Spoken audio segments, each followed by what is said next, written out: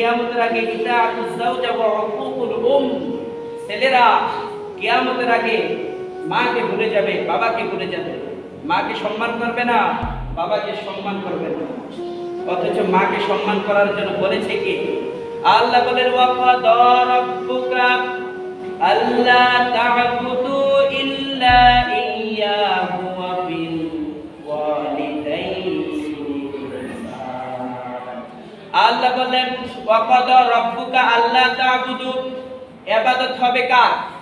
ইবাদত হবে আমি আল্লাহর। ওয়া বিল ওয়ালিদাইনি ইহসানা, আমি আল্লাহর ইবাদতের পর তোমরা তোমাদের মা বাবার খেদমত করবা। সুবহানাল্লাহ বলেন। কারণ তোমার মা তোমাকে খুব কষ্ট করে মানুষ করেছে। তোমার মা তোমাকে একদিন দুই দিন দুধ খাওয়ায় নাই, 30টা মাস দুধ খাওয়াইছে। কয় মাস?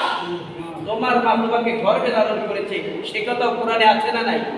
আল্লাহ বললেন হামালাতুহু উম্মুহু কুরহা ওয়া হামলুহু ওয়া ফিসালুহু 30 শাহরা। আল্লাহ বললেন তোমার মা তোমার একদিন দুই দিন দুধ খাওয়ায় নাই, তোমার মা তোমার 30টা মাস দুধ খাওয়াইছে। তোমার মা তোমাকে 10টি মাস গর্ভে ধারণ করেছে, কত কষ্ট করে তোমাকে প্রসব করেছে। ওই মাকে তুমি কষ্ট দিচ্ছ। খবরদার, তোমার মাকে তুমি কষ্ট দিতে পারবে না, তোমার বাবার সাথে তুমি খারাপ ব্যবহার করতে পারবে না। তুমি তোমার বাবার সাথে জাটকি দিয়ে কথা বলছো। অথচ তুমি যখন ছোট্ট ছিলা, তুমি যখন তোমার বাবার হাত ধরে হাঁটতে, তোমার বাবাকে বলতে বাবা এটা কি, তোমার বাবা বলতো এটা ফ্যান। তুমি তোমার বাবাকে বলতে ও বাবা এটা কি, তুমি তোমার বাবা তোমাকে বলতে এটা লাইট।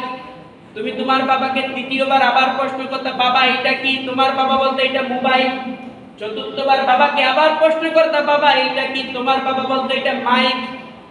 আজকে তোমার বাবা তোমাকে যদি একটা কথা দুইবার বলে, তুমি তোমার বাবাকে ধমক দিচ্ছ, জাতকি দিচ্ছ, বারবার বলা লাগে নাকি? তুমি ধমক দিচ্ছ। অথচ তুমি যখন ছোট্ট ছিলা, তুমি যখন মাসুম ছিলা, তুমি যতবারই তোমার বাবাকে প্রশ্ন করতা, প্রত্যেকটা প্রশ্নের উত্তর তোমার বাবা তোমাকে দিত, ঠিক কি না? আজকে তোমার বাবা পান আনিস, এটা 3বার বললে রাইগে যায়, বাবা এতবার কল লাগেনি, দিব বলছি না? বাবা 500 টাকা দিস, 3বার বললে রেগে যায়, এতবার কল লাগেনি, দিব কইছি না? খবরদার এগুলি বলবেন না, এগুলি বলবেন না। এগুলি বললে আরশের মালিক আপনার উপর নারাজ হয়ে যাবে। আর আপনি যদি আপনার মা বাবার সাথে সুন্দর কথা বলেন, সুন্দর ব্যবহার করেন, আরশের মালিক আপনার উপর খুশি হয়ে যাবে, ঠিক কি না? তাহলে কিয়ামতের আরেকটি আলামত হচ্ছে ইতাআত